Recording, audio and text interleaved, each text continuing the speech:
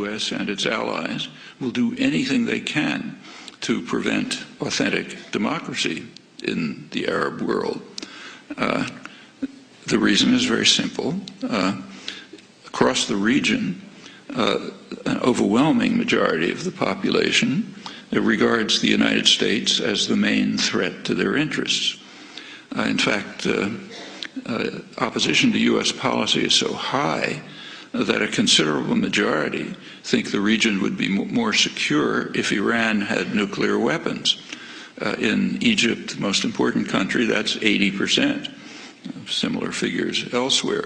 There are some in the region who regard Iran as a threat, about 10%. Well, plainly the U.S. and its allies are not going to want governments which are responsive to the will of the people. If that happens, not only will the U.S. not control the region, but it'll be thrown out. What about Egypt, most important country, but not a major center of oil production?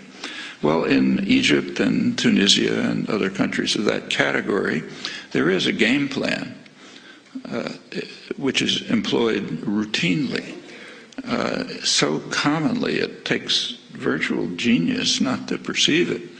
But when you have a favored dictator, for those of you who might think of going into the diplomatic service, you might as well learn it. When there's a favored dictator and he's getting into trouble, support him as long as possible, full support as long as possible. And when it becomes impossible to support him, like say maybe the army turns against him, business class turns against him, then send him off somewhere. Issue ringing declarations about your love of democracy, and then try to restore the old regime, maybe with new names. And that's done over and over again. It doesn't always work, but it's always tried.